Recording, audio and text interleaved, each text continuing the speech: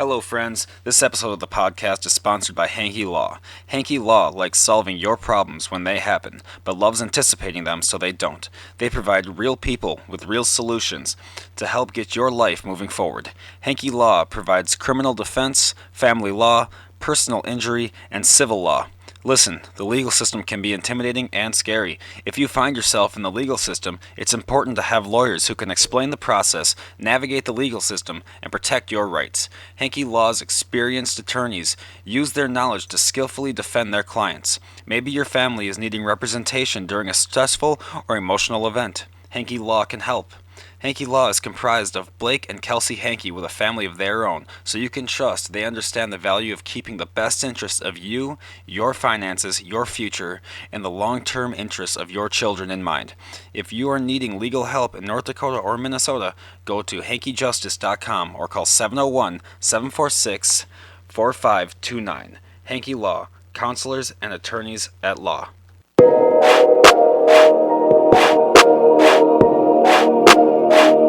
Welcome to the Cloud Surfing Podcast.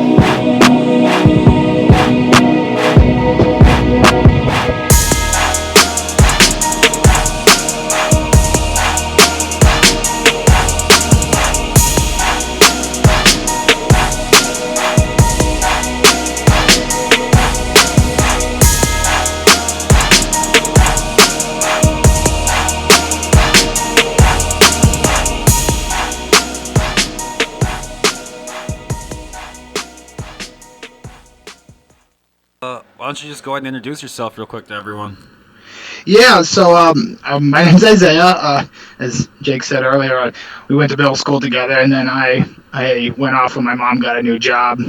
I went to high school in the north suburbs of Chicago, pretty far up.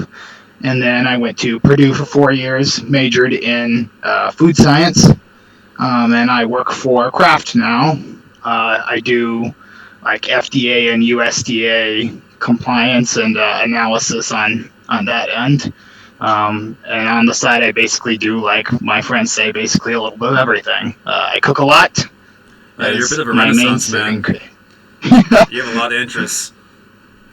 That's cool. So Purdue University, that's like a huge ass university, dude. What was that like? That's sweet. Yeah, dude, it's huge. It's not, you know what, it's big. It's not like gigantic by Big Ten standards, but it was like, I always felt it was like the right balance of big university feel, but not like, oh my gosh, I have 500 people in my class and I can't talk to anybody or anything like that. Right. I love the school. It's a good location. It's a good town. West Lafayette, Indiana. It's about an hour and a half south of Chicago. I liked my program. It was very, very good studies. I did marching band there. I was there, and Big Ten marching band doesn't get much better than that. So no, it doesn't. It's a great time. Well, and behind you, I see the Big Ten poster behind you there too. That's pretty sweet. Yeah. You got me. No, the Big Ten is easily the best league in college sports. There's no doubt. Yeah, they underperform sometimes, but I always feel connected to the teams, right? Because I'm always like, okay, sometimes these teams suck, but I like watching, my Wisconsins and my, Ohio States and Michigan States. Like, they're the teams I like. This past March Madness, I mean, Jesus, I think the Big Ten might have just they should have just given up before they even got in the damn tournament. Man, it's regular, and I always tell people this because they always have the Big Ten going super deep, and I'm like, man, you gotta be careful because they look like, preseason they look so good, and during the season they look so good, and then you realize that they play like this 1980s style of just beat everybody up. Yeah. And so they get to the tournament and they fall apart. Like, it's very predictable. Yeah, they get outskilled every time. They really do. It's unfortunate, but so you used to ref basketball, right? Yeah, I did. Do you still ref it? I don't now. I want to get back into it once everything starts getting, because I was certified in Indiana to do high school, and I did 2 years of working in Indiana, and then by the time I had moved back here and got settled in, before I could get recertified here, everything kind of hit. So you're trying to go back to it. You want to do it again? I do. It's a lot of fun. Because it's like, obviously I really college basketball is my favorite sport. I should always say that. Don't give me that NBA stuff. But, you feel such a connection to it, I think, when you're like refereeing the game, because not only do you learn like all the myths that people think, what people think a travel is versus what it actually is, things like that. But you just really communicate. You get to talk to the players and the coaches and be a part of it. Even though I suck, I mean I can't make a free throw or anything. So. I wouldn't say you can't make a free throw. You probably just don't do it that often. Yeah, it's terrible. Like my brothers play baseball, but they still clown me at trying to shoot a basketball. Did you play recreational at all in like college? And you like rec sports like that? I didn't play. I thought about doing, because I know, especially with our band, a lot of our sections, like instruments, would have like teams in the co-rec, and they do IM sports. And I thought about it, but I kind of stayed off of it, because once I started refereeing, I was pretty busy. And then I was also like, they're like, you can referee and play on a team, but I was like, man, I feel like that'd be a little weird. And it's a lot, dude. It's a lot, because I remember when I was in college, I reffed hockey and played on hockey. And like because you would have to ref a game right after you were done, just busting your ass. It's a ton, and I mean, when I would referee basketball, usually on a good night, I would have 3 to 4 games, and obviously they weren't full regulation games, but it's a lot to work, and we were very blessed. The program that we had for refereeing and where I was trained at Purdue is very, very good, because even though it was an intramural training program, we used the Federation high school rules, but both of our trainers were college NCAA certified officials who work NCAA games, and then we also have a program alum who is an NBA referee, so he would come back quite often. His stories are awesome, and we had our games filmed too. So we, like a real referee we would have film breakdowns with our trainers and everything like that. And I took that seriously, because I really liked doing it, and I liked seeing where I could get better and taking advantage of such a good program, because you don't get your own film a lot, and it really helps. Well, and it's just, if you're interested in something, you might as well get good at it. There's no reason to just half-ass something if you're into it. Even if you're not going to make a career out of it, you might as well still get good at it. And that's kind of what players said too, because it was like, what, I can tell when you're here, you want to be here, and the players and the coaches and everybody, they can tell. Yeah, and that's good. Having a ref that wants to be there. I mean, we've all played a game with a ref that doesn't give half a shit about the game. It's like, you see that? Yeah, you play them, you see them, and it's unfortunate, because it's one of those fields where the best referee is the one that you don't know is there, right? For sure. So you get one who may not want to be there, or makes the mistake, and that's your entire good night's work is wiped away, because that's all they remember. Oh, for sure. We should talk about.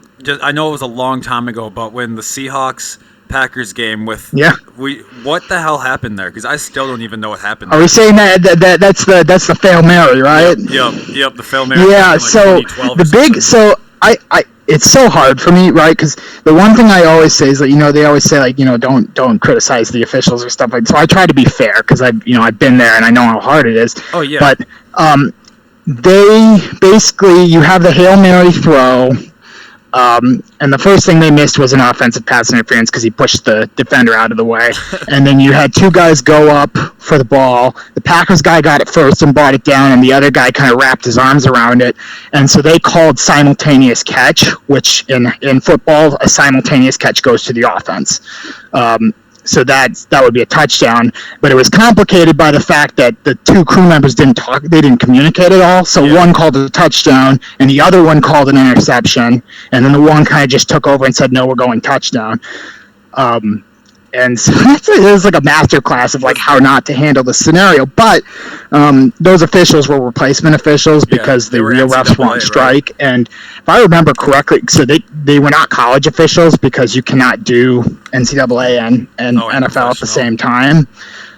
So they ended up being like high school officials, and Oh it's my it's. God. I mean, that's not fair to put. Like, Hell no, it's I not mean, fair to put on. man, I would do like a championship level game, like you get to the playoffs and it already goes up, and that's like an intramural or low level high school. But you just can't ask guys like that to go and do that kind of step up. But Well, yeah, even that's reffing a high probably school your game. poster child of what you don't want. Right. No, just reffing a high school game is tough enough, man. Parents wait for you after the fucking game sometimes. It's I've had that. ridiculous on the silent, and you know what? That's one of the number one problems that that's facing officiating why right now I is stopped nobody wants to officiating. do it. That's why I and that's stopped. why you like people ask like, why are these old 65, 70-year-old guys still refereeing? It's because nobody that's young wants to go out and get screamed at, and Or not it's only like that, you have to restrain yourself, because I'm sitting here listening to these parents and I just want to be like, man, your kid's not LeBron, your kid's not right. going to Because the all to of the you next here the right next now, draft. I need you to know something. If there already isn't a scout looking at them, they ain't going to the top. Okay? Exactly. If they aren't signed to a Exactly. league right now, they're not going anywhere. Stop fucking pretending. It's like, man, this is your time. Like, this is the time for them to just learn and enjoy the For game. real, and dude. For real. if they end up getting better, then they end up getting better. But man, you're just setting a horrible example. Well, it's parents that didn't have the success when they were younger, so now they're like living through their kids. Yeah, totally. So many people doing it's that like, right now. I feel bad every time, whether I'm the one refereeing the game and I hear it, or I can hear it. And that's why I try to be fair, like with officials, because I'm not afraid to say this call was blown, but here's why it was. Like, I'm not going to say, oh, you're just terrible, like go away. Except for one guy, I hate him. We all have our one, right? Right, for real. But otherwise, I always look at it like this call was blown, but here's why. It's not because he's a bad referee. Maybe he was just out of position. It happens. Things like that. But the way, obviously parents, and then nobody knows the rules. Like we used to say, like the players don't even know the rules half the time. For real. So it's like, don't don't tell me what a travel is, because you're probably the same person in baseball that thinks the tie goes to the runner or something like that. Right. No, there's that. And the thing that made me quit officiating was I had a hot chocolate dumped on me after a game. Oh, that's terrible. And I was like, fuck all of you. Done. That's done ridiculous. with you guys. Yeah, we were also very lucky when I was doing intramurals, because our supervisors and our trainers were NCAA officials. They didn't take crap from anybody, and they were pretty point blank with the players too. They're like, my boss, she was a badass, and you did not want to screw with her, and you definitely didn't want to screw with any of her officials, because she's like, I'll fuck your day up if you mess with any of my crew members. Dude, the abuse that officials receive is too much. It's too much. And I mean, I coach and I officiate, so I get both sides of the coin. And right. As a and coach, it's natural to be it's competitive nature. upset, right? Because we wouldn't be sports fans if we didn't get all bent out of shape over some totally meaningless game. Right. Which again is why I always try to stick up, if I'm going to talk about the calls, I'm going to be clear that 99% of the time the call did not cost a team a game, and B, I'm going to take the time to say the call was wrong, and this is why I think it was wrong. It's all about attacking the whistle, not the person blowing it. Right. Oh, for sure. Attack the rule, and especially what with the one where Des Bryant caught the ball over.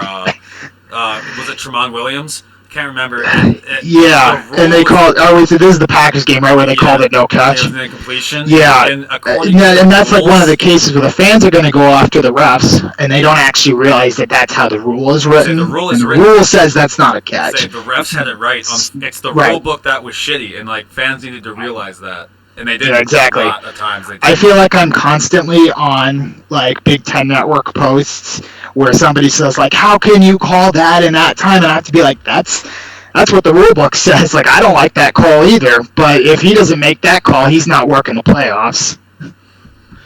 Oh my god, dude! It's unfortunate. So it's like, so you graduated Purdue with food science. Have you ever seen the show Unwell? Unwell. On I don't think I Netflix. have. What is it? It's like the show. It's all like natural medicine over like these people like sting themselves with bees to like Oh hear my. deafness. I mean, I know like your homeopathic stuff and all that, but I have not seen the show. It starts No. easy. It starts in with like the dudes who sell like DoTerra and like the herbal essence and all that stuff. Starts easy, and then by the time you get to the end of it, they're starting to sting themselves with bees and all this crazy shit. And I'm like, okay, this is getting out of hand. We need some FDA people in here right now. Yeah, I mean, I obviously I specialize in food. I work for a food company. You work for one of the biggest ones, Kraft. It's a big one, yeah. But like the drug stuff gets. People will ask me that. I'm like, I'll be honest, I have no clue. Like the drug regulations. Right. I have like at my desk the food part of the Code of Federal Regulations, and it's like a 700-page book. So like just the food regulations are enough for me right now. Do you have like a lab, like you test your stuff in then? Like what do you like just take samples and like make sure it's safe and stuff? Yeah, so the scientists like the it's kind of broken down into different categories. At least how our company does it. Like we have our product developers who come up with the formulas, and actually it starts with the marketers. They come up with an idea, they send it to the product developers and the packaging developers who come up with the concept and actually make it and test it. And then you have my branch, which is quality, food safety, and regulatory. And we say like, oh, if you're going to do, maybe you want to put like a good source of calcium claim on that product, then you have to get the salt level under this because you can't imply that it's healthy if it's high sodium or stuff like that. U.S. regulations are very interesting because people have a misconception that there's like no regulations for food in the U.S. when it's kind of different because like in other countries it's like a black and white thing of like you absolutely cannot do all this and you absolutely can do all of this. Whereas in the U.S., you have the main law, the Food, Drug, and Cosmetics Act, and all of the regulations kind of come out of that. And it's all made to be that so you're not selling a dangerous product, and you're not selling a misbranded or adulterated product, something that the consumer has no way of expecting, right? Okay. So most like food lawsuits come out of, oh, this person said that this was made with like a real cheese, but it's really, Kraft Singles cheese or something like that. And that's kind of like my job, right? So I'm not a lawyer, even though I work with regulations. It's like my job to go through and say, if I'm a real consumer, what are my expectations on this product, and then how does that translate to the regulations? So, but you do have to like check with regulations to make sure at the end of the day that everything's safe and Yeah, absolutely, because there are black and white things, right? Like certain things, like a can of soda, you can't make any health claims on a sweetened beverage. That's a law. Or the category that I worked on for the longest was mac and cheese. So there's like certain things you have to do on the package, right? If you're going to make a claim, or if you're going to put like a picture of the food on the package, how big can it be? Do you have to put a disclosure next to it? What nutrients do you have to put on the nutrition facts panel? And then things that are as simple as what can you and can't you put in this product. We have standards of identities for everything. So like if the common one is like, can I say that this mac and cheese has cheddar cheese in it? And in the case of most boxed mac and cheeses, the answer is no. It probably doesn't have cheddar cheese in it, so you can't say that. Right. So it has to be like authentic cheddar. If it can't be like your the cheddar. The FDA, the Code of Federal Regulations, cheese is super highly regulated. They have a list of all these different cheeses, and so they'll say like cheddar cheese must have this much moisture, but no more than this moisture, this much fat, but no more than this fat. It has to be made this long. It has to be aged this long.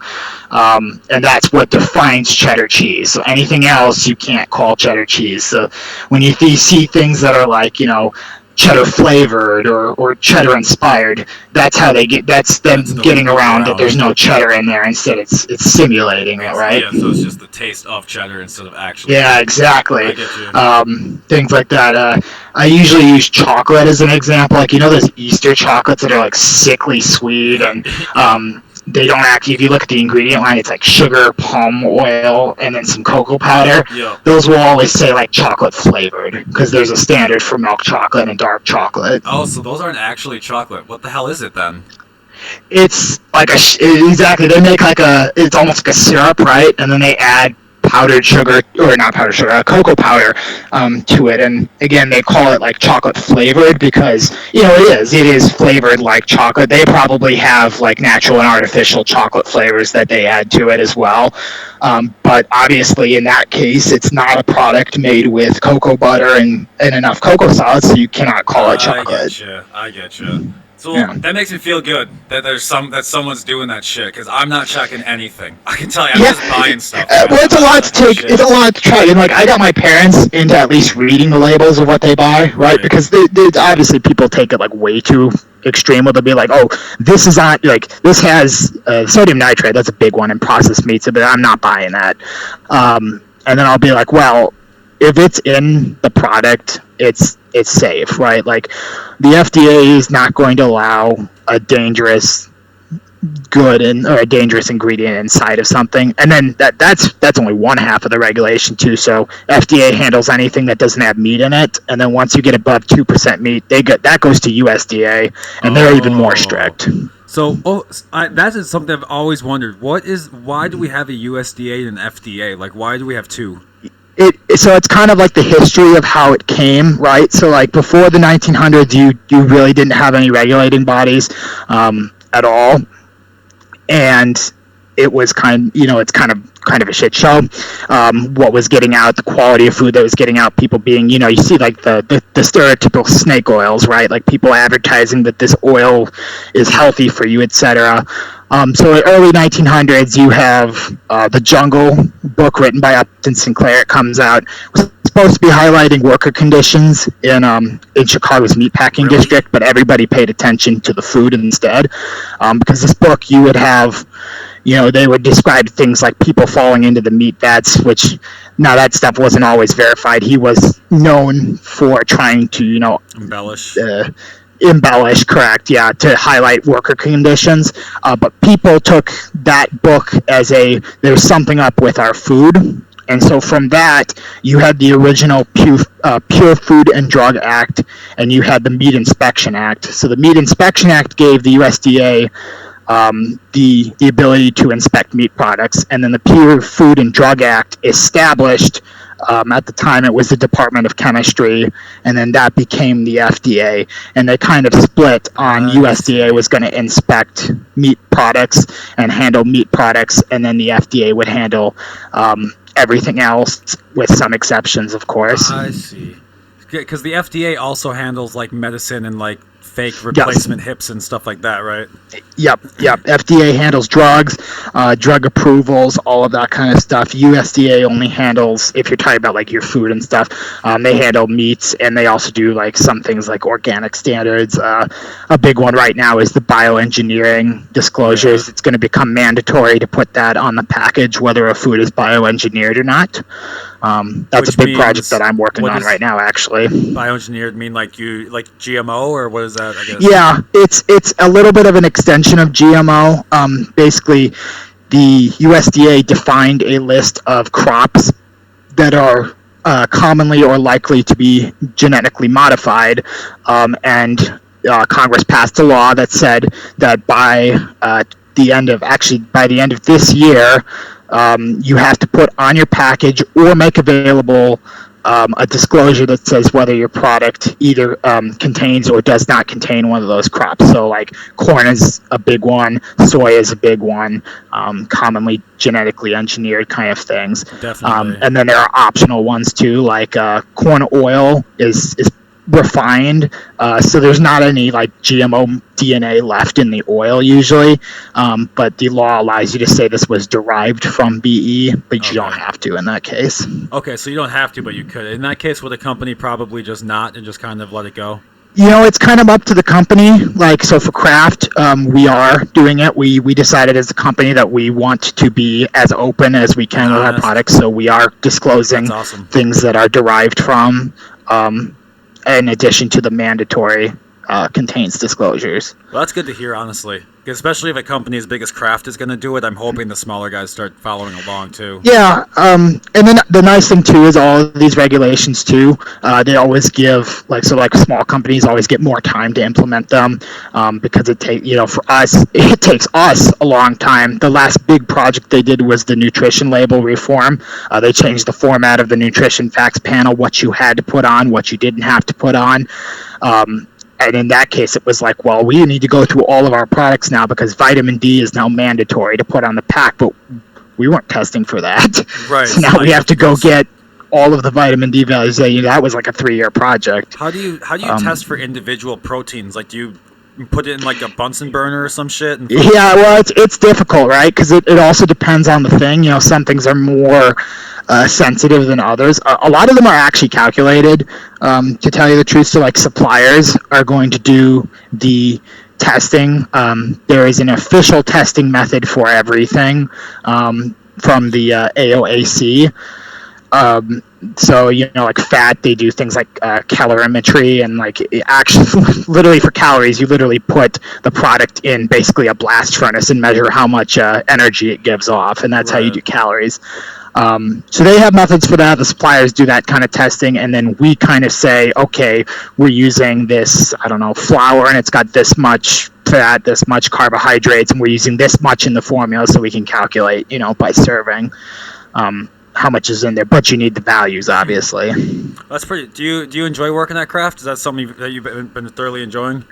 Yeah, I mean, I love it. I love the company. I like the products that I get to work on. Like I said, I've done a lot of work with the mac and cheese, and then I also do as a side job with Kraft, I do religious compliance, so kosher mainly, for condiments.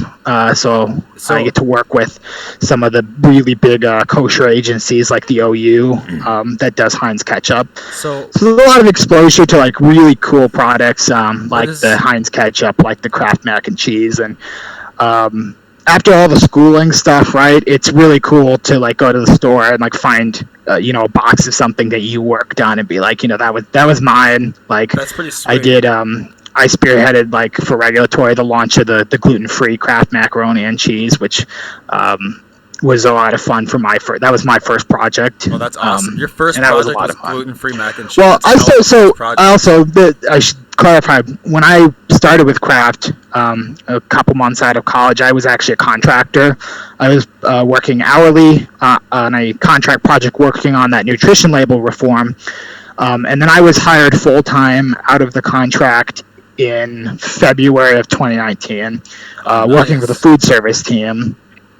And I did that for a little bit under a year, and then I got promoted to the job I'm in now. Because like nobody goes out of college into regulatory. Like it's too much information. It's too much. Like you need experience. And I have to thank them as well, because a lot of people don't get to regulatory as quick as I did. Now, a lot of people also don't really want to go straight into regulatory. Like most people out of college want to be product developers. That's like the number one thing, right? But my professors will be like, well, there's always one like you that wants to go into legal and stuff. Well, someone's got to do it, and I'm sure you're probably getting paid for it too, handsomely. And that's honestly, they treat us very well. Good. Whether it's pay, bonus, PTO, like I absolutely love who I'm working for and what I do, and I would not want to change that right now. Well, they're huge. I mean, Kraft. I mean, shit. My cupboard is full of it, and I'm sure I've got some stuff in there that you yourself have had hands with. And I've got mac and cheese. Oh man, I live off that mac and cheese too. That was the other thing, because when I got promoted to the regulatory position, they said you're going to be doing mac and cheese. I swear my jaw dropped. My childhood dreams, they've come true. This is all I basically wanted. Right, because like who doesn't eat Kraft mac and cheese at least once? Right. Oh my God, everyone eats it. Everyone eats it. Even if you don't like it, you still eat it. Everyone eats it. Yeah. So it's cool. And then the other project I got to do, which was huge for my childhood, was I did the relaunch of the SpongeBob shaped Kraft mac and cheese. Yeah, that was you. So that was big for me. That's really awesome. So yeah, in regards to kosher, what has to happen for an item to become kosher? Yeah, I mean, so obviously the basic is that it has to follow all the dietary laws for kosher. So you can't mix meat and milk, right? You can't have anything that's like pork or shellfish. And kosher That's the is for basic stuff. And then Jewish after that, buyers. it kind of depends on the agency, right? So like some agencies are have higher standards than other ones. So like OU, the Orthodox Union, is like at the top as far as everything you have to do to certify through them.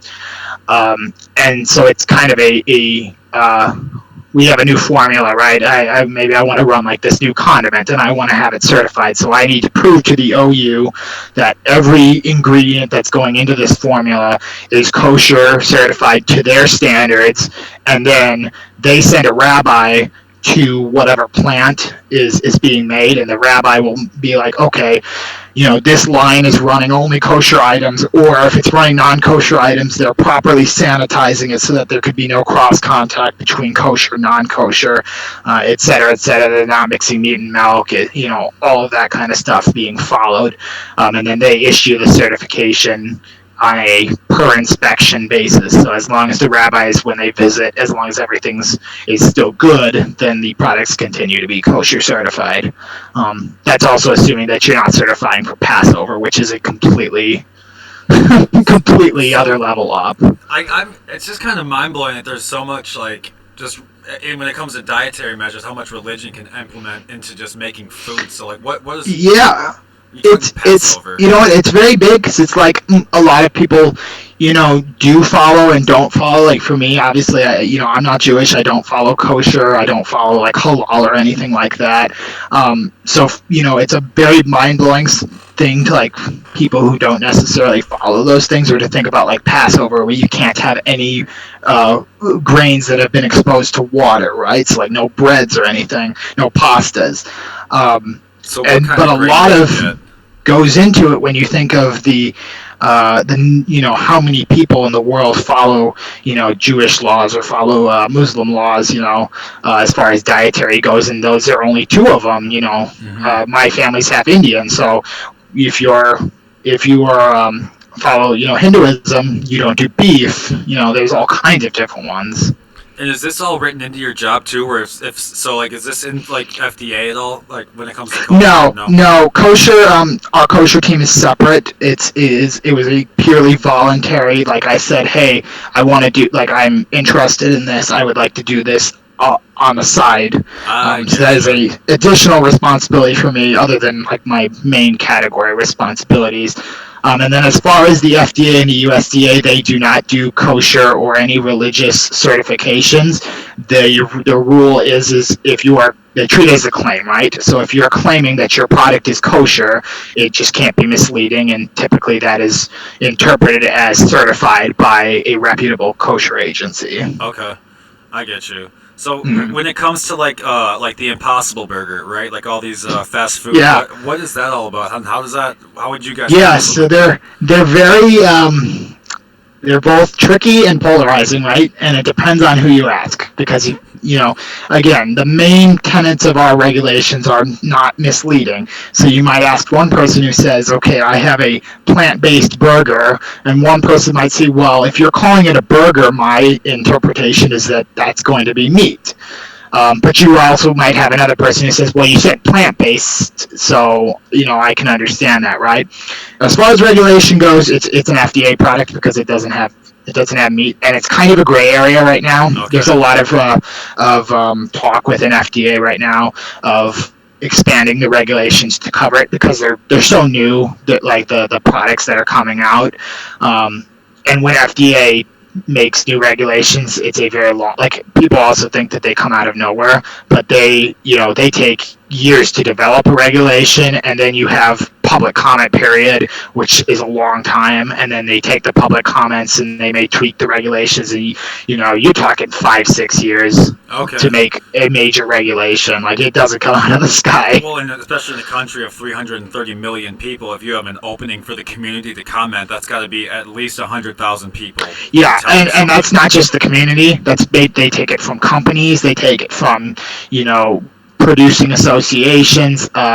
Like back So when just the any nutrition criticism. label came through, you had a lot of pushback from like the beverage industry because the new nutrition labels require you to disclose added sugars that are not naturally present in the product. So obviously the beverage industry did not like They that. were not thrilled, I'm Um, sure. but they take a lot of comments and they do take them seriously. They move the regulations as they sometimes see fit. It's a huge process, and it's that at that point, that is a little bit more above my pay grade. Oh, yeah. We stay in the loop as new regulations are expected. Like the nutrition label thing was expected for a couple of years. This bioengineering thing has come. We know it was coming for a while, but So, I guess if Kraft ever does make like an Impossible Burger or something along those lines, and because I'm pretty sure it's made with just plant oils, right? That's how they make it. Was with oils. It depends. We make a similar product actually. We have a line called Boca, and they are meat substitutes that are based on soy. Okay. I don't work on them, so I could not tell you all the regulations surrounding them. I think they're declared on pack as like soy-based patty or something like that. But I would have to look at the package. So I guess But in these gray areas, how would you maneuver in a gray area? Like yeah, so if there's not a regulation currently that exists, we always default back to that. Is this clear and is it not misleading?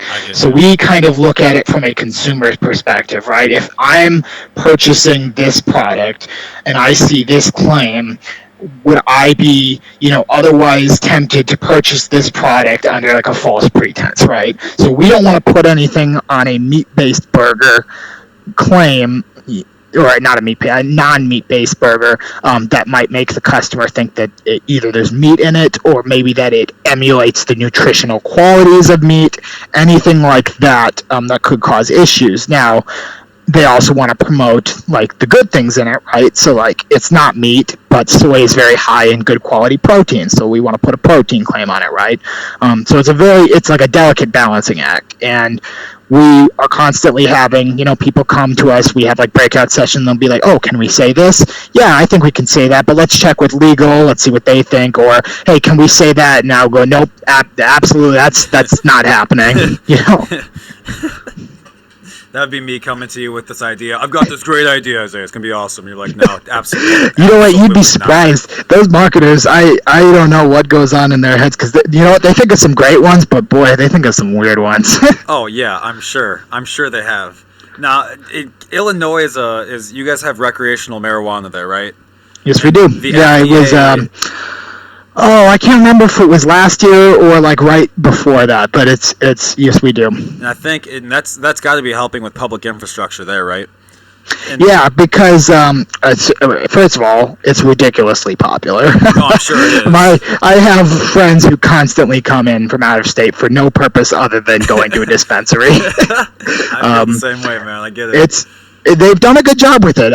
It's not hard to get to. It's not hard to purchase, but it is obviously they tax the heck out of it, and then they so it's kind of like it's available, you can get it, but we're also going to take advantage of it, kind of thing. Right. So since the FDA is they're writing up regulations like right now about legal marijuana.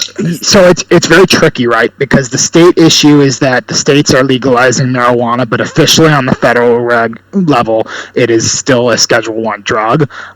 So it's kind of it's tricky because the FDA is not going to regulate something that's illegal other than it being on the Schedule I, and I also don't know how the drug, I can be honest that I don't know how the drug side of FDA works very much. If I were them, I would kind of be like, well, if it ever does become federally legal, which it will, it's only a matter of time. Right. I would be prepared to have these regulations in place. But I honestly don't know how they're handling it right now. They released the hemp regulations, and that took like 6 years for those to come out. Yeah, exactly. And like we said, the food regulations have been changing since they were first implemented. We're talking 150 years of regulations that have been set down and changed. you're talking a brand new industry, which they have to come up for the same level of detail of regulations and how you want to do it. I know for Illinois, when they legalized, we have our own, and I would assume most states where it's legal probably have their own marijuana board that kind of does like here's how you have to label, here's how you test your doses and things like that. That's what I was wondering, because like when you get like an edible or something like that, you would have to imagine that someone has to know what's going. Like you can't just throw a handful of weed in it and go like, that looks good, that looks like enough. Yeah, right. And I know, like from my experiences going to dispensaries and how I bought and what I do. I only do edibles, and everything is very clearly labeled. What's the dose, how many per pack, like any additional board, anything. basically. And it's the same thing in the stores, whether I know the one I like, there's a dispensary like 3 blocks south of my apartment. Nice. And the way they do it is like you place your order on your phone and then you go and you pick it up and they already have it ready for you. Oh, so it's quick. But on your phone you have to have access to everything you would want to know about what you're going to be purchasing. What's the form of it? What's the dose? How many do you get? What's the price per piece? What are the taxes, etc.? I get you. So even like I guess here in Nevada, the taxes are kind of ridiculous. They're pretty high, and so we still have a lot of black market weed that flows around the city. Like you can go down to Fremont Street, and anyone and their brother's going to be offering you ditch weed down there, and that's where I'm a little worried. I would assume that we probably have the same problem. Obviously, big city, big problems, right? There's a drug problem in this city. There's a drug problem in a lot of cities. So I guess I don't know the extent of it, but I will say, I've been pretty impressed with at least the rollout of the legal stuff. And like I said, it's been very well received by the population, by by everybody who does partake in it, right? Right. Well, it's only been when we were in high school. It was when Colorado first opened up. I think I was like a sophomore when that happened or something. It was 2012, something like that. Yeah, it was crazy at the time, and now it's like if you don't have it legalized, it's like, what are you doing? And it's only been years. This has been like one of my things. I do not understand the opposition at this point, because aside from the fact that I believe that it should be legal, right? I look at it from a political standpoint. I'm like, this is literally a free win. No, like there are all these young voters who will jump on your train if you say I'm supporting this. Right. No, 110%. That was the thing I was kind of most disappointed about with Obama when he said he would help put an end to the drug war, and then he incarcerated more people than any other president for low-level marijuana crimes. Yeah, it's ridiculous that you're sending people to jail for the same amount of time as like murderers over a little bit of pot. Yep. Because it's not. What's that? It is nowhere near as harmful as alcohol. It is nowhere near as harmful as tobacco, and yet there are these states that we're still treating like you should have the death penalty for it. Who was that swimmer that like raped somebody and only got like 5 months probation? Oh yeah, the Stanford guy. Yeah, Stanford swimmer dude. Yeah, you can get for raping someone, you get 5 months probation, and then then I remember that one because the judge got recalled. Actually, he ended up getting recalled because when he sentenced him, he literally said, "You have a bright future ahead of you, and one incident shouldn't ruin your life." Can you imagine that ruined her life? You fucking kidding me? Yeah. It's incredible. It's unbelievable. And then again, so he gets 5 months, but if you get busted in Texas with a little bit of weed, you're going to jail for mandatory minimums 15 years. Well, that was the one thing I was worried about because I was thinking about moving to Texas, and right as that thought was popping up, the electric grid went down and everyone got a $4,000 bill, and I was like, I don't know about Texas anymore, man. That is just there's your poster child of not how to handle a crisis. Oh, absolutely. And they came out and said that they're not going to go ahead and help anyone with the bill. What? How are you not going to help? I couldn't believe that. Yeah, and when they said that all the fines were going to stand and all the prices, I was like, man, that's just. How do you sleep with yourself? No, well, it's I had a joke that I've had the FBI visit me over a joke once, and the joke was they just don't assassinate politicians like they used to. They need to start slipping into windows and cracking. You know what?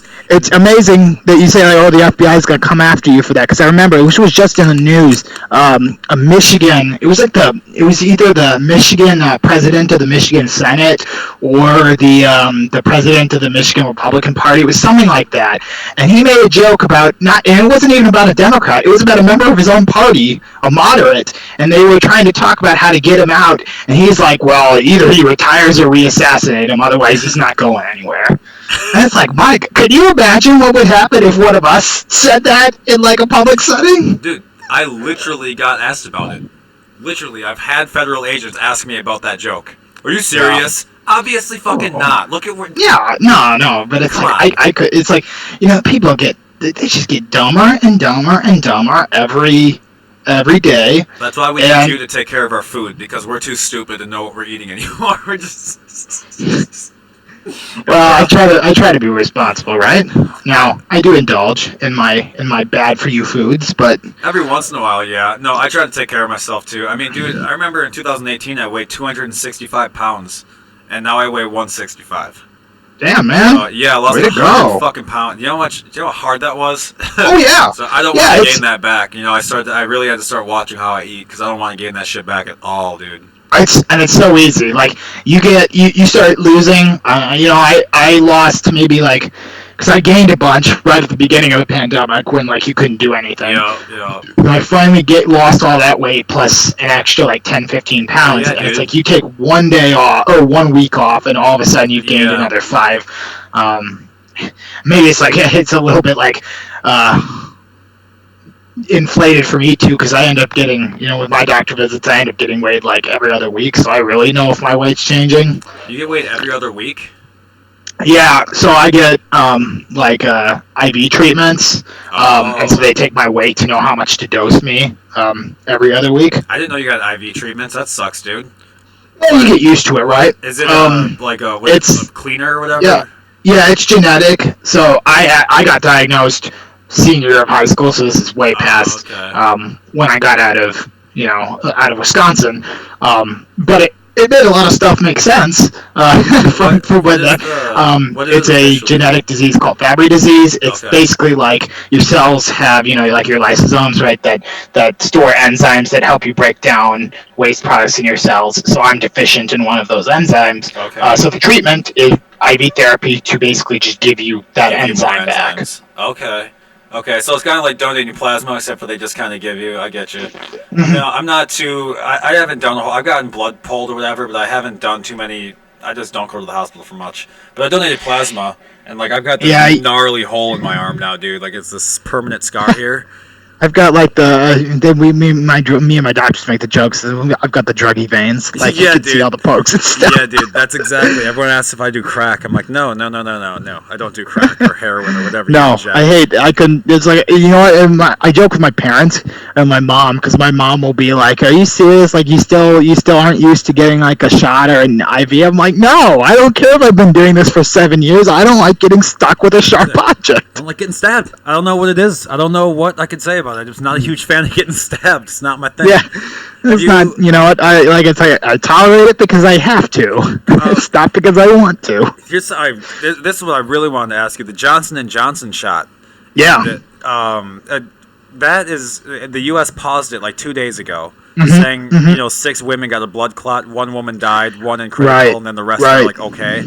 But I guess over like 6.5 million people have gotten that dose, and 6 people. So like, I mean, they're really cutting it strict on these fucking vaccines, and people still think you're getting a 5G chip. You have to, and I'm glad that they're erring on the side of caution, because especially with something like this, the way I look at it is, with something that's been, that basically everyone is going to have to eventually get, or a vast majority of the population is going to have to get. They want to be as careful as possible, because that not only so many people are getting this so that if something were to go wrong, you'd have issues, but also if something goes wrong that they didn't catch, even if it's on a small scale, it undermines confidence in people to then take the vaccine. which prolongates everything else of people not getting vaccinated, and it's that keeps going on, right? So my guess is that as soon as something happened, whether it could have been blood clots, it could have been something as minor as causing a fever or something.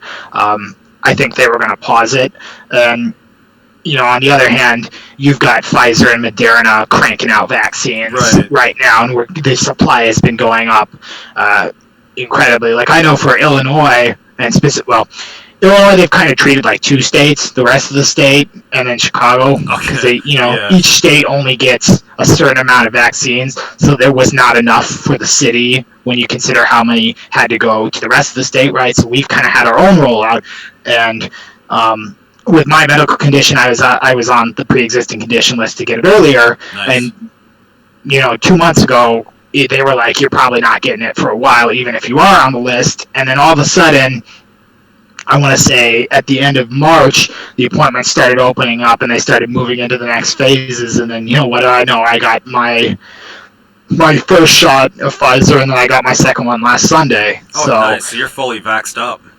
Yeah. I think they said it takes 2 weeks after you get your second shot to really get up to like the 94% or whatever it is with Pfizer. And I guess I got lucky, I was told, because I had like no symptoms after the second shot. Yeah, that's what I was going to ask. How'd you feel?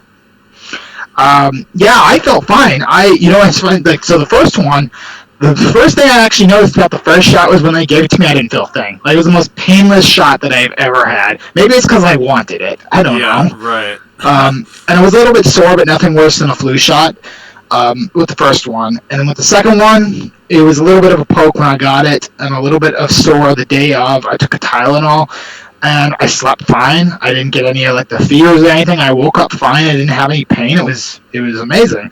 No, I had heard that the symptoms are better with Pfizer.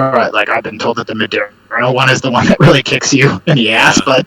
I got the U.S. variant of COVID-19 in June, and then I got the UK variant in November. Oh, and yikes, man! Yeah. So so when I got the shot, it was like I didn't even. My body already has. So I donated my blood to the CDC for them to study. Yeah, right. They were like, "You have it again?" I'm like, "I do," and they're like, "Can we have some of your blood?" I'm like, "Sure, take it. Do whatever you fucking want." Was it bad for you, or the first one symptoms, wasn't bad. The first one I didn't even know that it was really even going on. I just kind of had like a runny nose, and I was like, I feel like shit. And then they were like, oh, that's COVID. You got to stay home.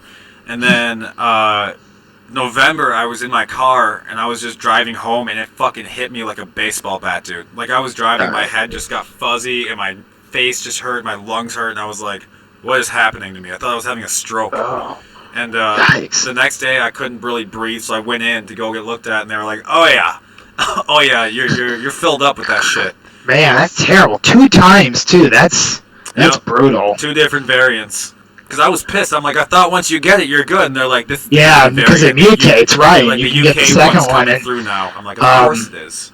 That's why the people they've been so like, we need to get people vaccinated and stuff, because it keeps it's not just a COVID thing. Like, these viruses just keep mutating. It's like, people. I've heard people be like, okay, well, why do we have a COVID shot but we don't have a shot for the common cold? It's like, well, the common cold changes every day. Like, we're damn lucky that this one's not doing that. For real, no. Like, the flu shot every year is a new flu shot, right? I think every year is a new ingredient list or whatever.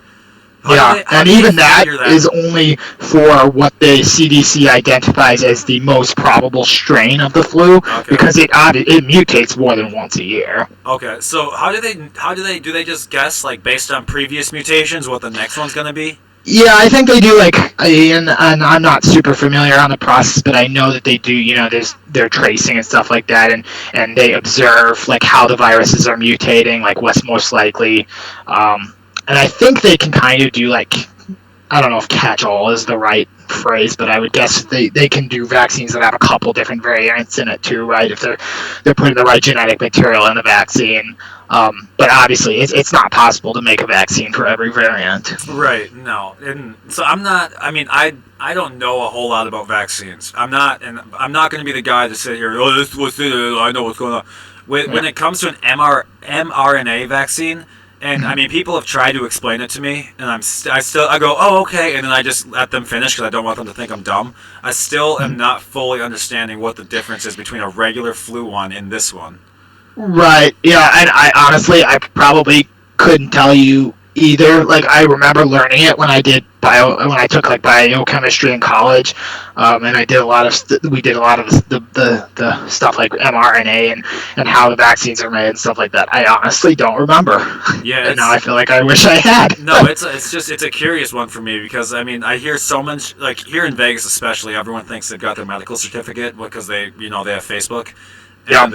That'll do it. So whenever I'm like out with people or whatever, and they'll try to tell me, "Oh, well, I'll tell you what's going on with this vaccine. I'll tell you what's going on." It's like, do you know what mRNA stands for?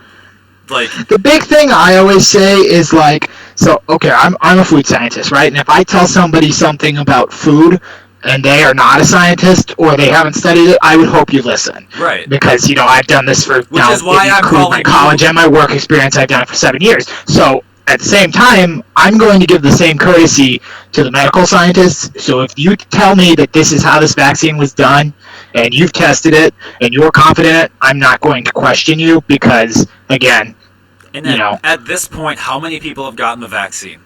Right. If it was a mass zombie vaccine with 5G chips or whatever the fuck everyone thinks in there, like, I don't know. It's going up ridiculously. Like the amount of vaccinations that have been given out just in the U.S. alone. That's so good. The rate has been phenomenal now. I know Illinois, like I said, it started off kind of rocky, but now we're cruising basically. Do you want to know what everyone changed? who wants one can get one now? A lot of my family, what changed their minds on the vaccine, unfortunately, is they found out that Donald Trump got the vaccine, and then they were okay with it. Yeah, I mean, unfortunately, that's kind of how politics has become, right? So dumb that this is a political you thing. spend a lot of time either pushing yes or no on an issue, and people follow it, and then all of a sudden, if something changes it with the people they're following, then the view changes right away, right? It's pretty crazy. I just think like we need to depolarize like a pandemic. We need to just not make it about left or right. Let's all just get a goddamn shot. I want to get through this. It's like you know what? Everything else in this country right now is like polarized. Like you can't talk about sports now. You can't talk about anything without somebody jumping in on the politics train. Right. And I'm like, man, we can't even get through a pandemic without it, right? Sucks. And it's only going to get worse if people, like my opinion is obviously.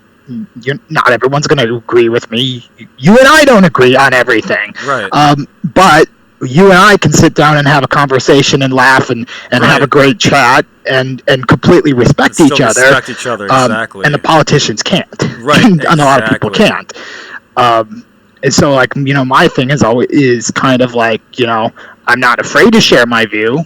I'm not afraid to say it, but I'm going to let you do you because I don't feel right trying to impose that on somebody else. Right. Well, at the end of the day, a lot of people need to realize, like, no matter how much we argue, we're probably not going to change the other guy's opinion on this. It's probably not going to change. Exactly. And, for me, it's like I want people to be informed. Right. Like with the big thing that I was with the last election was I don't care who you're voting for. I don't care if you're voting for Biden or for Trump or for a third party. Like, I don't care. I just want you to get out, and I want you to vote, and I want you to be part of this process. And it's also kind of evolved to like I want you to be aware of like, oh, did you know that this election in Kansas is competitive? Because like people would think, oh, Kansas is not competitive, or Georgia, or things like that. Like there's like two types of passive, right? There's like the people who don't care at all, and then there's the people who are just set on like Democrat, Republican, so I don't care either way. I'm just going to do what the party says. And I'm like, I don't want you to be passive, right? I want you to say, I believe in this because X, Y, Z, and then make your decisions off that. And I'm not going to argue with you on that. Right. Like, you go do you, but at least, be aware that this is happening. Right. And well, what I like about you and why I reached out to you already, like, I mean, I reached out to you probably 2 months ago now to get this scheduled in. And, because this morning I was with whatever. And you post strictly information. You tend not to form the opinion. You just share the information. Yeah, and every once in a while I have something that I have to comment on, but that's what I wanted, right? It's like I don't know if somebody's reading it. Like I don't know if I share like a map or something that I made if somebody's reading it, but if I get one person who's like, you know what, I didn't know that this race in Michigan is competitive, or I didn't know, or I had people who were like, oh, I live in this state, and I didn't know that this congressional district was up for grabs, and then I've done my job, because I'm not telling you to vote for a Democrat or a Republican or a third party, but I can at least get you aware of it, and now you're going to go out and hopefully do some research or partake in the process at the least, because the way I look at it is the people who are in charge, who are bringing down all the polarization stuff, they don't want you to. They want you to just vote your straight ticket and not question it. And I just want people to think about it, because we're in this really nasty area where you can't talk about politics with other people, and you can't talk about it's so unfortunate too. Things like that. And I think if more people at least just took an active part in the process, you'd at least be able to have a dialogue with people. Right. I just want people our age too to understand that we can talk to each other even if we don't agree on shit. Like one of my friends, Chris Maines, he's from the heart of California, San Fran. He's fucking about as far left as it gets. Dude, he was one of my best friends in college. Absolutely love him to death. We don't agree on a fucking thing. Like, really nothing. And it doesn't matter. It doesn't matter. We got along all 4 years of college. Every time we talked to each other with straight love. It's great. Like, I don't understand why we can't be like that. Yeah, and exactly. And it's like, I have plenty of friends who are farther left than me, and I have plenty of friends who are farther right than me, and I love them all. Like I said, as long as you respect my viewpoint, like you don't have to agree with it, and if we choose to have a conversation, I just want it to be a respectful one, and we talk about our views, and we go on with it, right? Right. And so when I do try to talk, when I have an issue that I care about, that I want to share online or something, that's why I structure it around socials. Like my big project right now, I took a break after the election, obviously, because there was a lot that went down. You went Senate, House, but my and big one President. right now is I'm putting together basically like a redistricting atlas, because you've got the census that just went down, Right. and all the states are going to redraw their congressional maps, and it's going to be nasty. It's going to be gerrymandered as hell. It's going to be bad, and I want people to know, like if I'm going to put out these maps, it's going to be like, this is not what I would do if I were a Democrat or what I would do if I were a Republican. This is what they're going to do. Yeah. Like, This is just the I've done about 20 states so far, and it's like, Illinois is a Democrat gerrymander, and they're going to make it even worse. Yeah. Texas is a Republican gerrymander, and they're going to make it even worse. Yeah. It's great. And didn't the Supreme Court just, they chose not to hear the case on gerrymandering? They heard it. They punted on it. They said it's a non-political, or it's a non-judiciable political question, which is basically their way of saying we don't want to deal with this. So they just basically pushed the case and just said we're not handling this? Yeah. So, and there's also, it is important, there's two types of gerrymandering, right? You've got racial gerrymandering and political gerrymandering. Racial gerrymandering is illegal. They will still strike maps down for that. Okay. But unfortunately, it is stupid easy to partisan gerrymander. So I have a software that's free. You can get it. Dave's Redistricting. It's excellent software for anybody who's ever interested in how these maps get drawn. But it gives you everything the politicians give. It gives you how each precinct voted for the past 20 years. It gives you the demographics of each precinct, and it gives you your county lines, your everything, and you can break it down street by street how you want to draw your districts, and you can get ridiculously surgical on stuff. I mean, I always say, like, when I get done with one that's a realistic something that that they could draw that is completely legal, and it's completely, fucked up. And I want to say, like, I want to be proud that I figured this out, but I also hate that this happened. It's also really sad that I'm called this fucking thing a while ago.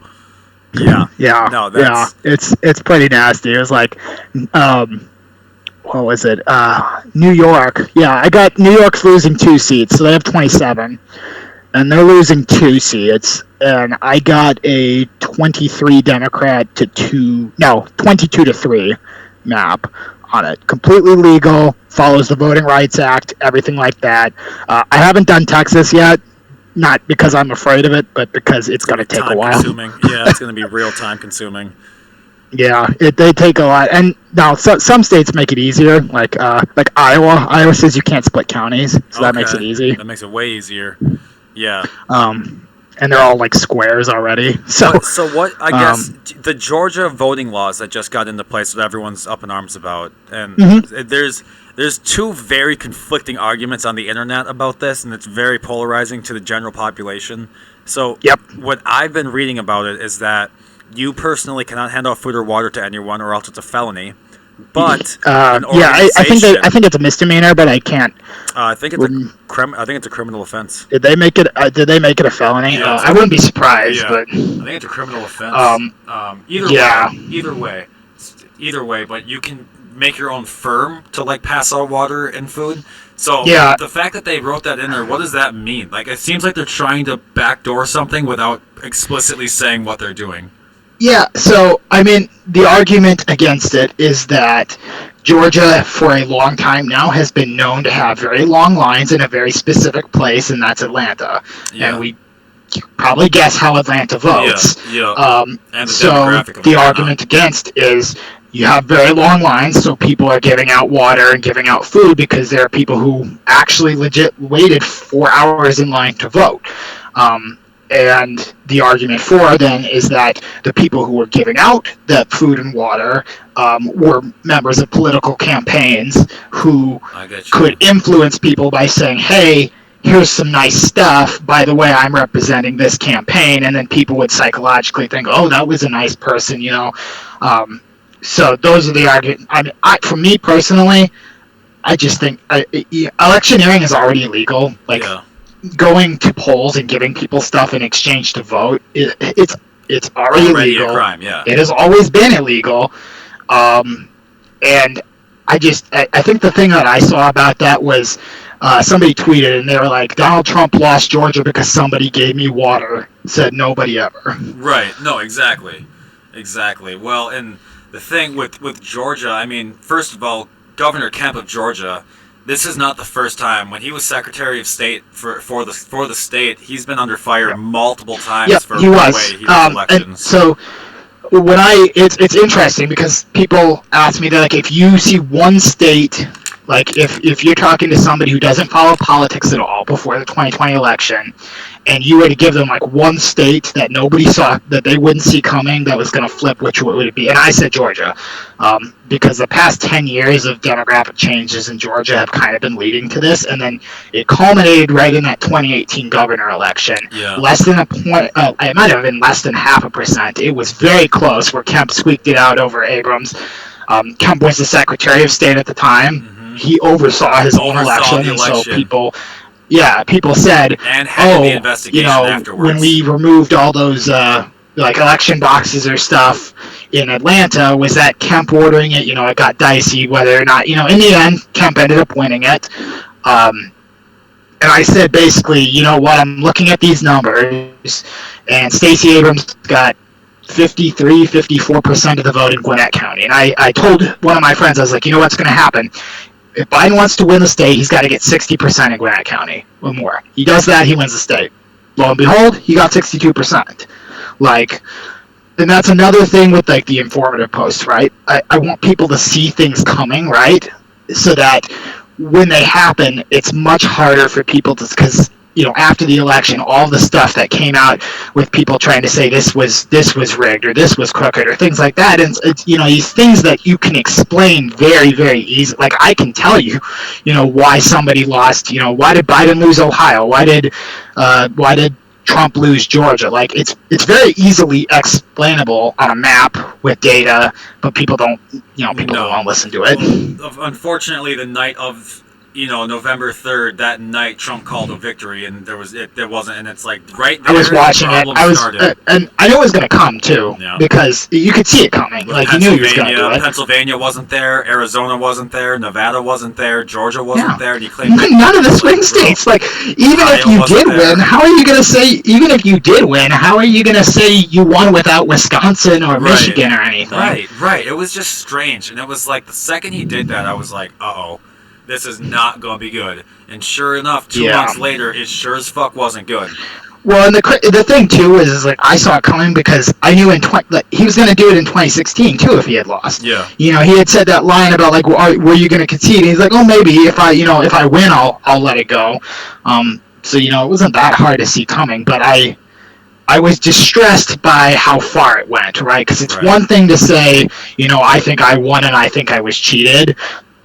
But what distressed me was the fact that it actually made it to Congress, that Congress actually had people in it who voted to not certify the Electoral College, who actually were going to try and object to it. Right. And I was always like I said, I try not to be like super far to one side, but I said it was like, you know, when you have Mitch McConnell saying this isn't right, you've probably crossed the line. When Mitch McConnell is on the side of you guys need to shut up. When Oh my Mitch God! McConnell His speech, he sounded like he was gonna cry.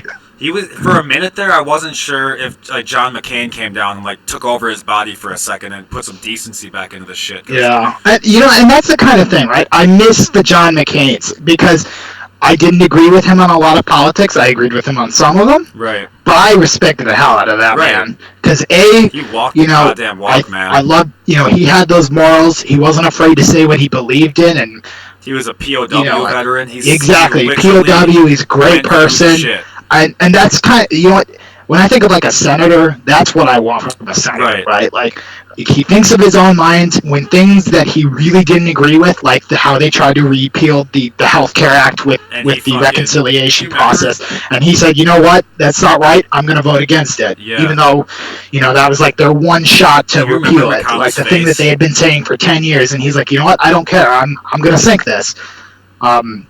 And I look at, there's just not a lot of people now. I think the closest you can get to it right now is probably like a Joe Manchin, but... Yeah, I mean, I'm hoping that we get some, with the upcoming midterms, I hope that we start getting some younger people, is honestly... I do too. And unfortunately, like, I'm not saying that just because you're old, you don't know what you're talking about, but, I mean, Jesus, the average age of the country is like 34, and the average representative is 68. Like, they're just all fossils, man. They really and it's not necessarily, it's like I said, you know, it's not a bad thing if they didn't all vote like fossils. Right, and if they weren't and they don't for 40 they don't listen years. to people, like, and again, that comes back to, like, people don't make them listen. Like, you know, how many people can tell me who their congressional representative is right now? Probably not many. Even their senators. Yeah. You know, you only have 2 per state, and most people can't tell you who they are. Right. Well, and exactly. And I mean, and that's the thing, whenever I've lived in 4 different states now, and every state that I've been in, I could tell you who our governor was, our representative, I could. Because I was involved. Because it's what you should do. And that's not to, like, it's just unfortunate. Cause, and I'm not afraid to quit, like, my representative, Danny Davis, he don't even show up to Congress half the time. Yeah. No, he's old. He's very old, so that's part of the reason. But then, why are you still in Congress? Or you have the senior senator from Iowa, Chuck Grassley. He's going to be 92, and he hasn't decided whether he's going to run again. I know. Well, like, and the problem that he hasn't decided if he's going to run again or not, the people should make it very clear that they don't want him to run again. Oh, and that's that's where your polarization comes in, right? Because the polling is that the majority of Iowa does not want him to run again, but if he runs again, they would vote for him over a Democrat. Right, and that's... It's like, I can't do anything more with this. Know, and the thing that I tried to explain to one of my friends the other day is just Democrats and Republicans aren't so far apart. I don't think people get that. Because, like, the wall could have been stopped right now, but Biden said he's going to continue it to fill in the gaps. Like... They're not that... you know, it's like, they're not that different in ideology. They're not that different in how they operate, and until relatively recently, like in terms of American political history, they mostly did everything kind of together, right? Like, you know, the stuff that we talk about now that they talk about doing in politics, like filibuster reform, or passing everything through reconciliation, or even gerrymandering to an extent. Like 30 years ago, that stuff would have been shut down on the spot. Yeah. It was just something that you didn't do. Yeah. And now we've accepted this kind of polarization, and the American public has accepted it as a normal, and so now you can get away with it in Congress. Of you start with Harry Reid saying, you know what, they're not going to let us get any judges through, so we're going to nuke the filibuster on judges, and then the Republicans say, well, you nuked it on judges, so we're going to nuke it on Supreme Court, and now it's why do we even have it now? Right. You might as well just get rid of it at this point. Right. I'm hoping that we get some adults back in Congress here pretty soon. Yeah, and that's why I'm always like, whether I agree or disagree with him, I bless the Joe Manchins right now who can say, you know what, how about we slow this down, and just talk about this a little bit, right? Because everybody's like, all these Democrats are like, oh my gosh, he's the last vote for the filibuster and he won't let it go, and it's like, well, maybe there's a reason he won't let it go. Yeah. Not whether I support or don't support it, but right. No, but you can at least. I respect him because also, I'm sorry, but he's a Democrat representing a state that Trump won by 34 points, I want to say, and people are always like, "Oh, we need to get rid of Joe Manchin." Well, who's gonna, when Joe Manchin retires, who's gonna get elected there? It's not gonna be a Democrat. No, and that's unfortunate. I don't think states, if it was up to me, your state would have one Republican senator, a Democrat senator, and then your representatives or whatever. It would. I don't like when just one party is in control of everything. I mean, that's if everyone in America hated the Nazis and communists, but if you put one of either party in charge, you've got it. It's just one party rule is not a good idea. It's just not. Yeah, and it's difficult because it's one party in charge is not a good thing, but as soon as you have split control of the government, then nothing gets done because they just try to outfight each other and outblock each other. Like you saw in 2018 when Democrats took over the House, nothing. That's the end of it. Nothing got passed. That kind of sucked. When the House and Senate were split and they just kept blocking each other's bills, it's like, can you guys fucking stop? Why even introduce a bill? It's not getting passed in the Senate or it's not getting passed in the House. How long did America wait for that second rescue package? It was March, and then the next one came at the end of December. Yep. Yeah, and it's amazing that it could take, and now I'm seeing this too, is these politicians have become so polarized that they don't even think about what's actually politically good for them. We talked about marijuana legalization. That is such an easy win and nobody takes it. Right. Or right now, the common, I have my gripes about polling because the polling was bad. For the past two electoral cycles now, but the non-political polling on these bills have been the COVID, the most recent COVID bill was widely liked by the American public. That is not to say that it's a perfect bill. Obviously, there's stuff that I don't think should have been in there, that shouldn't be in there. Maybe there's stuff that should be in there that isn't. But the overall consensus was that it was a popular bill. Shocker, sending people checks is popular. Right. And yet, not a single Republican representative, not a single Republican senator voted for it. Yep. But then the second it passed, they went back to their constituencies and said, Roger Wicker of Mississippi goes back to his constituency and started saying, hey, by the way, Mississippian, you're about to get a bunch of restaurant tax credits from that bill. Yep.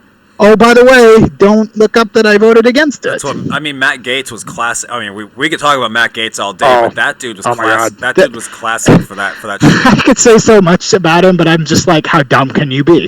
Matt Gaetz has spoke for himself. You sent money via Venmo publicly to women to pay him off for sex when they were underage. I want to be amazed that he did it, but my bigger thought was, how stupid could you be that if you're going to send money publicly through Venmo to have sex with underage women, you could have at least disguised it as something instead of listing it on Venmo as hooked up with for name real of the girl. For real. For real. How An stupid actual are description. You told them exactly what you did. Yeah. Fucking stupid. What a at least the Greenberg guy sent the money and he said it was tuition or something. Right. Yeah. For books. Yeah. $450 for books. What is that? Right. One but hey, book? the effort was there. Yeah. What was that? The anatomy book, and that's it. Because come on. Jesus. Yeah, okay.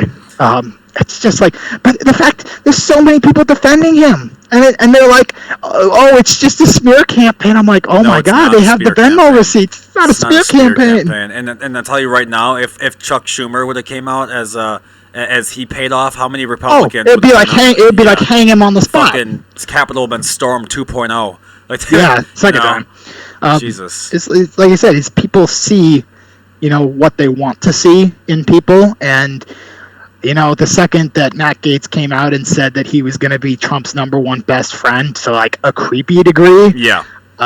he could do basically To like a whatever Dwight he wanted. Schrute to Michael Scott level, like almost like just change shirts with me, Mike. Yeah, it was crazy. Man, I'm like, man, you it's like it's got to be. You just had to be like the kid who had no friends or something. The way you act, Him like and- the same thing. It's like I remember what somebody's described Ted Cruz in the Senate as is like, I'm probably Ted Cruz's best friend and I hate Ted Cruz. Oh, good old Cuban Teddy. Or where did you go again? Cancun? Cancun. What an idiot. What a fucking idiot. Can you imagine? It's him too. It's just because he's actually, by all accounts, like Matt Gaetz is a dumbass, but by all accounts, Ted Cruz is actually not stupid. No, but that is about the dumbest thing you could have ever done, especially for somebody who wants to run for president. We all know he wants to run for president. And especially as AOC is campaigning for your state to make $4 million sent to your state. She's from Brooklyn. Like, yeah, it's something else, man. The world And is fucking Texas, what I was telling people that Georgia was going to be the surprise state. Give Texas 10 years. Texas is going to be competitive, and people won't see it coming when it comes. I think California is going to eventually go red, and Texas will eventually go blue. I don't think California will. The greater so these political realignments happen in American history. Like the last big one was in the 60s when the South went from being Democrat to Republican, and it kind of flipped with the North. Right. Like California actually used to be a red state. Right. Very heavily. And then that flipped in about the 90s. The next realignment will be the Midwest is going to become red, and then the Sun Belt is going to become blue. So your Georgias, your Arizonas, and your Texases are going to become more left-leaning states, while your Rust Belt states like Wisconsin, Michigan, Pennsylvania, Ohio, Iowa are going to be kind of your prototypical red states. Right. Well, and another thing I wanted to bring up quick. First of all, Bernie Madoff died today. American legend, yeah. American hero Bernie. Yes. he really chased the American dream and got it. $64 billion of it. He outlived his kids. Yeah.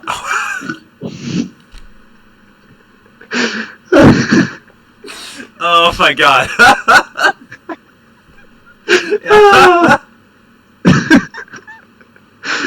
Oh, that killed me. He outlived his kids. He sure did. Oh my God. What was I gonna say? I forgot now. I can't take credit for that, though. That's not my content, but I do enjoy it. That was fucking funny. Oh my God. I want to talk about Japan's dumping tritium water back into the ocean and what you think that's gonna do. And I had just heard about that, right? Because they're treating, it's from Fukushima, right? They treated the water and they were going to dump it back in the ocean? Yeah, they took out the plutonium, but there's still tritium left in it. Yeah, that seems like a bad thing. Like, didn't they make a movie when they dump a bunch of nuclear waste and then some big monster goes and attacks Japan? That seems familiar. I just can't imagine that there isn't a body of water somewhere that we haven't already completely fucked over that we can't just dump it. Yeah, in. Exactly. It's dump it in the Dead Sea. There ain't shit in the Dead Sea. Go fucking throw it in there. They just don't care. Yeah, it's like this overall people don't want to care. And like, it's the same thing here. It's like you can't talk about climate without being labeled a leftist, right? Well, that's the dumbest part, because how many hunters are conservationists for being outside and hunting? Don't you want that shit to stay around? Yeah, that's the, like, I don't know, like Alaska, like people talk about like drilling in Alaska, and people are like, oh, I bet everyone's good with drilling in Alaska, like the senator's probably good with it because it makes them a bunch of money, and then they get shocked when Lisa Murkowski says like, no, absolutely not. Yeah. Like, they don't want that shit. No. know? Yeah, no. It's ridiculous. And plus, like, we're talking about, Japan's tritium water, and we've got Flint with rusty pipes still, dude. Like, how long is it going to take for Flint to get to some goddamn non-leaded pipes? You still can't drink the water in Flint, Michigan. It's been like 7 years. And you want to talk about problems that don't get solved by either parties? It was a Republican administration then, it's a Democratic administration now, and neither one has fixed the problem. It was led for both. And it was led for both. Yeah. No. Yeah. It's sad. Actually, if I remember correctly, I think the last governor actually got indicted over it or something like that. Yep, and then they tried to sue, saying that he has diplomatic immunity, and they were like, "No, you don't. You're just a jackass." Him and 5 other administrators from the city got indicted. Good.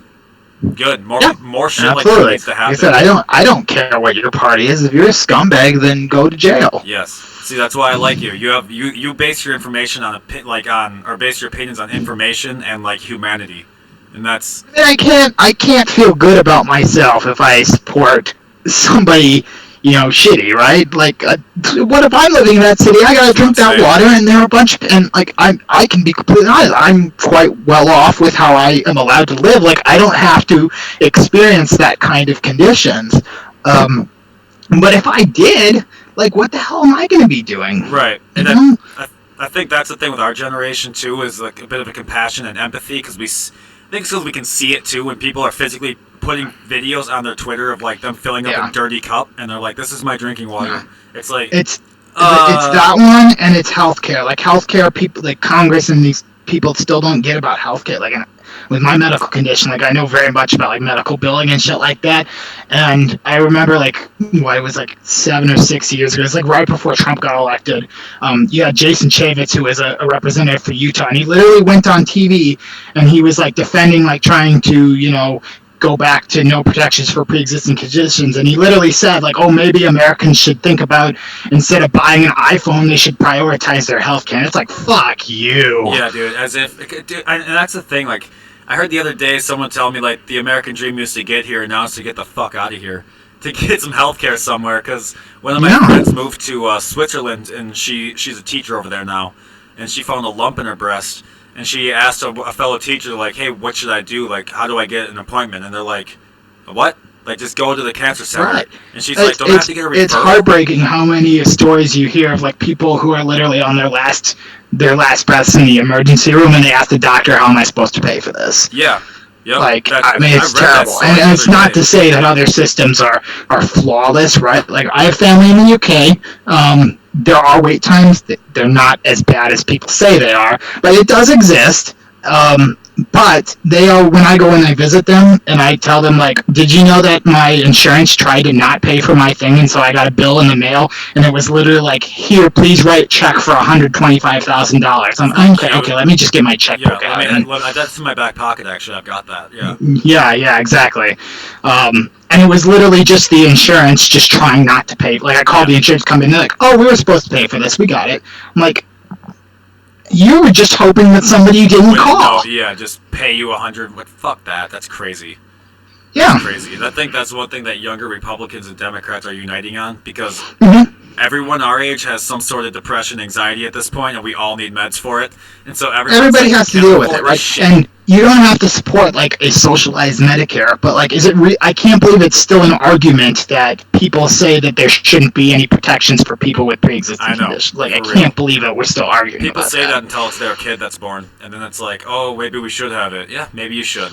Yeah, and it's also very easy for the politicians who get taxpayer-funded healthcare to say you shouldn't get healthcare. Right, exactly. Mm-hmm. All right, man. Well, I've got to finish up here. We're about an hour and a half here.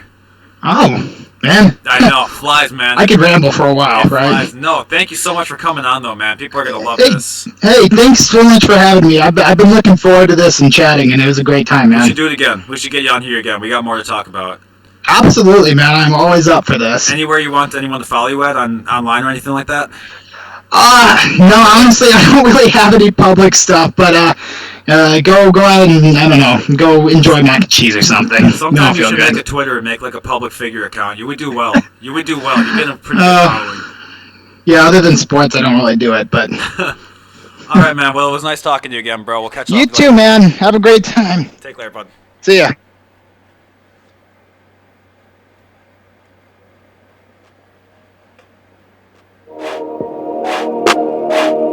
Welcome to the Cloud Surfing Podcast.